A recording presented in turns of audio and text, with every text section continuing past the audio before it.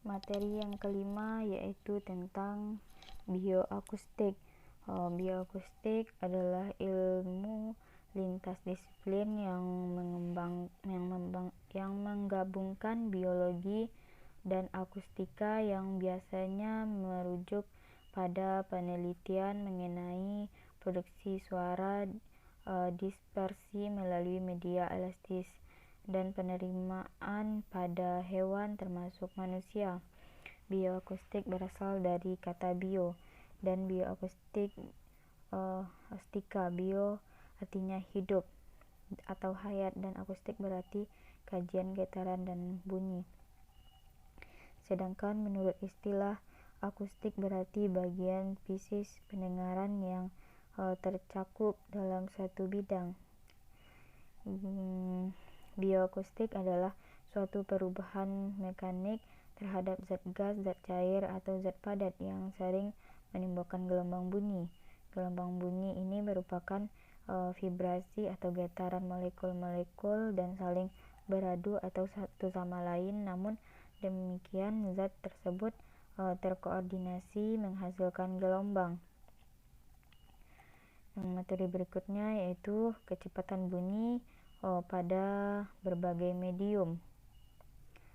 Yang pertama, gelombang bunyi dapat merambat melalui zat padat. Contohnya medium perambat zat padat yaitu aluminium, baja, kaca, dan lain-lain. Berikutnya, gelombang bunyi juga dapat merambat melalui zat cair. Medium zat cair dapat berupa air, raksa, helium cair, dan lainnya. Gelombang bunyi juga dapat merambat melalui medium udara atau gas. Yang berikutnya yaitu tentang konsep getaran, gelombang bunyi, dan suara. Getaran merupakan gerakan bolak-balik pada suatu benda dalam selang waktu tertentu melalui titik keseimbangannya. Gelombang adalah getaran yang merambat yang membawa energi selama perambatannya. Gelombang dibagi menjadi dua, yaitu berdasarkan medium perambatannya, ada gelombang mekanik dan gelombang elektromagnetik. Yang pembagian gelombang yang kedua itu berdasarkan arah rambatnya. Ada gelombang longitudinal dan gelombang transversal. Bunyi adalah salah satu jenis gelombang longitudinal yang dihasilkan dari getaran suatu benda. Bunyi merupakan gelombang yang berasal dari benda yang bergetar. Benda yang bergetar itu adalah sumber bunyi. Yang berikutnya yaitu konsep-konsep gelombang bunyi yang mempengaruhi proses mendengar pada makhluk hidup.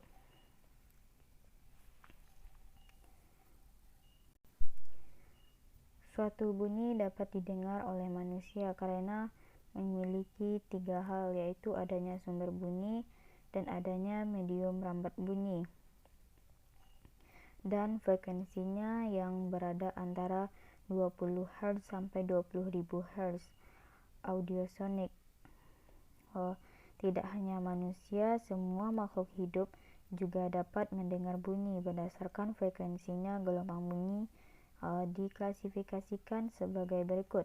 Yang pertama, infrasonik, bunyi yang memiliki frekuensi lebih kecil 20 Hz. Bunyi ini dapat didengar oleh hewan seperti jangkrik, laba-laba, gajah, anjing, dan lumba-lumba. Yang kedua, audiosonik, bunyi yang memiliki frekuensi 20 Hz sampai 20.000 Hz. Bunyi ini dapat didengar oleh manusia. Yang ketiga, ultrasonik, bunyi yang memiliki frekuensi lebih besar 20.000 Hz. Bunyi ini dapat didengar oleh hewan seperti kelelawar dan lumba-lumba. Materi berikutnya yaitu tentang struktur dan fungsi organ indera pendengar pada manusia dan hewan. Telinga selain berfungsi sebagai indera pendengaran juga sebagai alat keseimbangan. Telinga terbagi menjadi 3 bagian. Yang pertama, telinga luar. Telinga luar terdiri atas daun telinga, saluran telinga luar yang berfungsi untuk menerima dan mengumpulkan suara yang masuk ke dalam telinga. Yang kedua, telinga tengah. Telinga tengah merupakan suatu ruang di dalam tulang pelipis dengan dilapisi jaringan mukosa. Pada telinga tengah terdapat tulang pendengaran dan saluran Eustachius. Pendengaran adalah tulang martil landasan dan tulang Sagurdi. Yang ketiga, telinga bagian dalam. Telinga bagian dalam terdiri atas jendela, labirin, dan organ korti. Jendela pada telinga ada dua macam, yaitu tingkap oval dan tingkap bulat atau jorong. Materi berikutnya yaitu tentang proses pendengaran pada manusia. Proses mendengar diawali dengan suara yang ada di sekitar. Bunyinya getaran atau gelombang. Ketika gendang telinga bergema, maka getaran akan diteruskan ke tulang pendengaran. Tulang pendengaran akan memperkuat getaran ini dan mengirimkannya ke telinga bagian dalam. Selain mencapai telinga bagian dalam, getaran akan diubah menjadi listrik dan dikirim ke saraf pendengaran pada otak. Telinga bagian dalam berbagai reseptor tubuh seperti kulit, persendian, dan otot mata. Organ-organ tersebut akan menerima informasi mengenai posisi tubuh dan mengirimkan ke otak untuk diproses. Materi berikutnya yaitu tentang proses kerja alat bantu untuk gangguan pendengaran pada manusia. Alat bantu dengar merupakan perangkat yang biasanya dianjurkan untuk orang yang dengan gangguan pendengaran.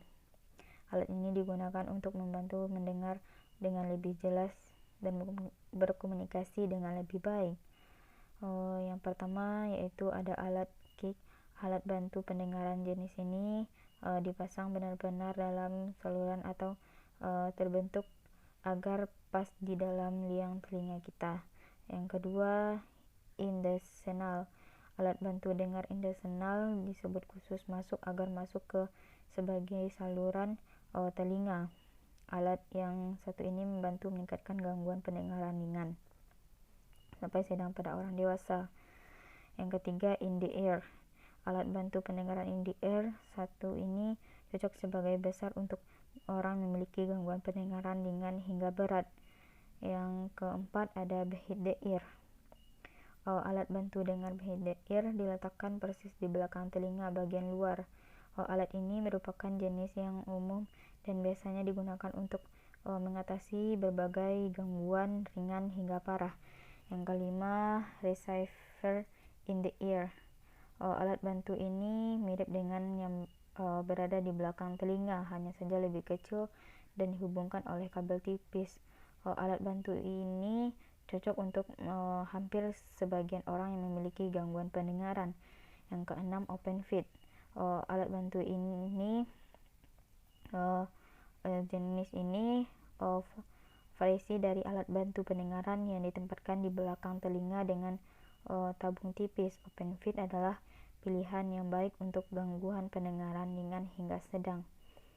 Materi berikutnya yaitu fungsi telinga dalam menjaga keseimbangan tubuh makhluk hidup. Keseimbangan dicapai melalui kombinasi organ sensorik di telinga bagian dalam, input visual, dan informasi yang diterima dari reseptor dalam tubuh, terutama di sekitar sendi. Informasi yang diproses di otak kecil dan korteks otak menginginkan tubuh untuk mengatasi perubahan kecepatan arah kepala. Fungsi telinga dalam memang jarang disadari, padahal fungsi telinga dalam dapat dikatakan merupakan kunci dari indera pendengaran dan fungsi keseimbangan tubuh kita. Selain ukurannya yang kecil, kita memang tidak bisa melihatnya secara langsung karena letaknya yang dalam. Selain itu, hindarilah mendengarkan lagu atau film dengan suara yang sangat keras, terutama saat menggunakan iPhone. Jika terjadi keluhan pada telinga, misalnya gangguan pendengaran, baik yang disertai gangguan seimbangan maupun tidak, sebaiknya segera konsultasi ke dokter untuk mendapatkan pemeriksaan dan penanganan yang tepat. Cara yang paling umum dan mudah adalah dengan menjaga kebersihan telinga. Walaupun begitu, perlu diingat bahwa tanpa telinga luar dan telinga tengah yang sehat, telinga dalam juga tidak bisa berfungsi dengan baik. Oleh karena itu, jagalah kesehatan telinga kita secara menyeluruh. Yang berikutnya yaitu sistem sonar pada lumba-lumba, gajah, dan kelelawar. Sistem sonar itu merupakan sistem yang digunakan untuk mendeteksi tempat dalam melakukan pergerakan dengan deteksi suara frekuensi tinggi atau ultrasonik. Kelelawar banyak dijumpai di gua yang sangat gelap. Untuk dapat terbang dengan arah yang benar, kelelawar menggunakan sistem sonar. Lumba-lumba bergantung pada sonar atau berkomunikasi satu sama lain menggunakan suara yang mirip bunyi peluit. Sistem sonar mampu menghindarkan lumba-lumba dari benturan dengan benda-benda yang ada di depannya. Gajah sendiri dikenal dapat berkomunikasi di antara anggota kelompoknya melalui suara seperti terompet. Dalam komunikasi, gerak gajah juga berkomunikasi di antaranya anggota kelompok dengan saling melilitkan dan menyentuhkan belalainya. Pada penelitian percaya bahwa gajah pun mengeluarkan suara berfrekuensi rendah mirip geraman atau memberitahukan anggota kelompok junior jika terdapat bahaya pemangsa. Mungkin hanya itu pembahasan tentang materi 5. Kalau ada kata-kata yang salah, saya mohon maaf. Wabillahi taufiq wa hidayah. Wassalamualaikum warahmatullahi wabarakatuh.